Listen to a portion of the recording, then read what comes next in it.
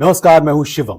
प्रधान पति, सरपंच पति या फिर मुखिया पति, ये कुछ ऐसे पति हैं जो बाकी सभी पतियों से ज्यादा पावरफुल होते हैं, ज्यादा फायदा होता है इनको। इनका अपना जलवा होता है, अपना एक अलग अंदाज होता है। अपाचे, पल्सर या फिर बुलेट से ये घूमते हैं।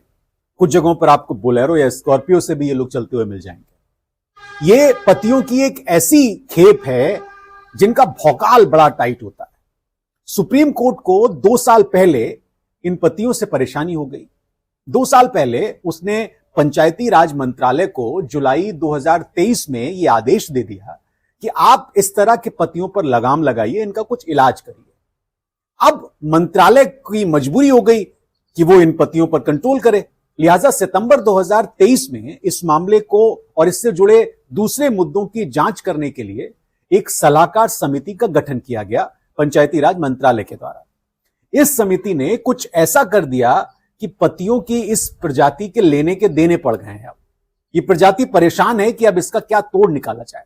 आपने अगर वेब सीरीज पंचायत देखी हो तो इसमें ग्राम फुलेरा की जो प्रधान है मंजू देवी यानी नीना गुप्ता, तब एक बड़े संकट में फंस जाती हैं जब जिलाधिकारी को यह भनक लग जाती है कि पंचायत का जितना भी काम होता है, सारा का सारा काम उनके पति, जो किरदार रघुवीर यादव ने निभाया, वो संभाल रहे हैं।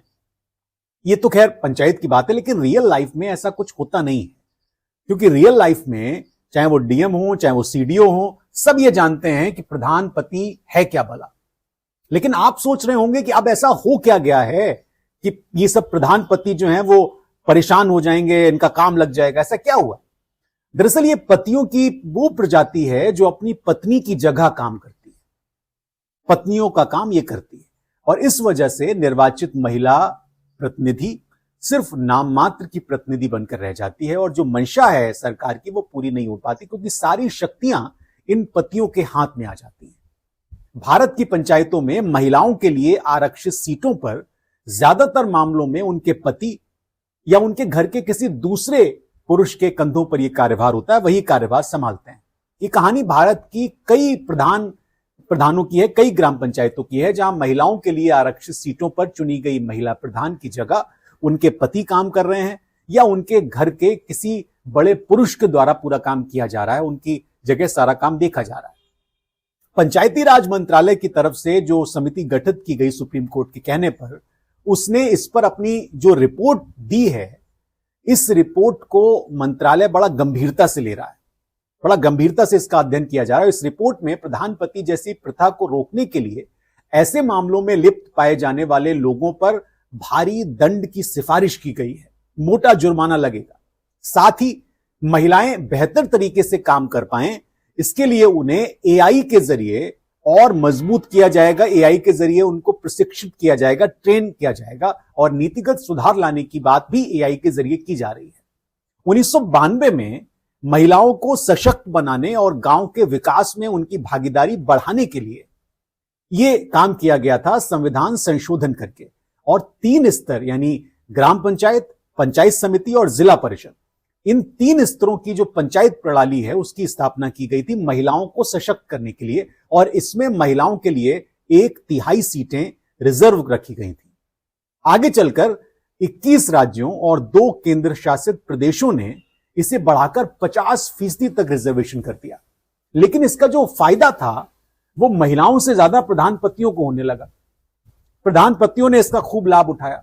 मंत्रालय की ओर से जो समिति गठित की गई, उसने अपनी रिपोर्ट में यह कहा है कि पंचायती राज प्रणालियों और संस्थानों में महिलाओं के प्रतिनिधि या प्रतिनिधित्व और उनकी भूमिकाओं को बदलने के लिए जो काम करने चाहिए वो नहीं हुए, अब ये किए जाने चाहिए। और यह भी कहा गया कि जो प्रॉक्सी भागीदारों के प्रयास हैं उनको खत्म करने की जरूरत है। इस रिपोर्ट में इस व्यवस्था को खत्म करने की सिफारिश करने के साथ साथ इसमें सुधार के लिए कई सुझाव भी दिए गए, उपाय भी बताए गए। भारत में पंचायत के 3 स्तरों पर लगभग 2,63,000 पंचायतें हैं। इसमें 32,29,000 निर्वाचित प्रतिनिधियों में 46.6% यानी 15,03,000 महिलाएं हैं। रिपोर्ट में यह भी बताया गया है कि उत्तर प्रदेश, बिहार, हरियाणा और राजस्थान जैसे जो उत्तर भारतीय राज्य हैं, यहां पर प्रधान पतियों का बड़ा चलन है। ये प्रथा बड़ी है और ऐसे मामलों की संख्या इन राज्यों में ज्यादा है जहां पर महिला प्रतिनिधियों की जगह पर पुरुष काम करते हैं। समिति ने ऐसे मामलों से निपटने के लिए प्रॉक्सी यानी किसी के बदले काम करने की इस प्रथा में शामिल महिलाओं के पतियों या उनके जो पुरुष रिश्तेदार हैं उनके ऊपर कठोर दंड लगाने की बात कही है। ये कहा है कि सख्त से सख्त एक्शन लिया जाना चाहिए। केरल की तर्ज पर समिति ने पंचायतों और वार्ड स्तर की समितियों में लिंग के आधार पर विशेष कोटा देने के साथ साथ प्रॉक्सी नेतृत्व के खिलाफ एक एंटी प्रधानपति पुरस्कार दिए जाने की भी वकालत की। एंटी प्रधानपति ये वो लोग होंगे जो प्रधानपतियों पर एक्शन लेंगे। इस तरह के मामले से निपटने के लिए महिला लोकपाल की नियुक्ति के सुझाव की भी बात की जा रही है कि एक महिला लोकपाल की नियुक्ति हो। इसके अलावा ग्राम सभाओं के शपथ ग्रहण को सार्वजनिक समारोह की तरह आयोजित करने की भी बात की जा रही है, जिससे पता चले कि महिला ही प्रधान है। समिति ने महिलाओं को बेहतर ट्रेनिंग देने और उनके कौशल को बढ़ावा देने के लिए वर्चुअल रियलिटी यानी वीआर और एआई के जरिए उन्हें और ज्यादा मजबूत करने, उन्हें ट्रेंड किए जाने का भी सुझाव दिया है। यानी हर जगह प्रधानपति नहीं चलेगा। महिला प्रतिनिधियों को पंचायत से जुड़े मुद्दों का बेहतर समाधान मिल सके, इसके लिए अधिकारियों के साथ साथ उनके व्हाट्सएप ग्रुप भी बनाए जाएंगे जिससे कि अधिकारियों से वो कनेक्ट रहें। पंचायत निर्णय पोर्टल के जरिए नागरिकों को प्रधानों के कामकाज के बारे में पता चलेगा और भागीदारी पर भी नजर रखे जाने का सुझाव इस रिपोर्ट में दिया गया है। मंत्रालय फिलहाल ये कोशिश कर रहा है कि समितियों की सिफारिशों को जल्द से जल्द लागू कर दिया जाए, उसको इंप्लीमेंट कर दिया जाए जिससे कि उसका असर हो पाए।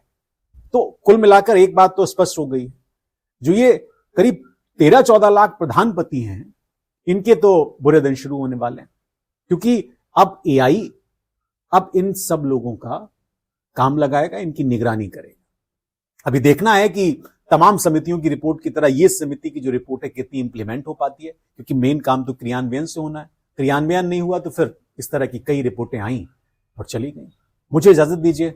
आप जरूर बताइए अगर आपके यहां भी इस तरह का कोई प्रधानपति एक्टिव हो, उसको जरूर बताइए, ये वीडियो भी उसको दिखाइए।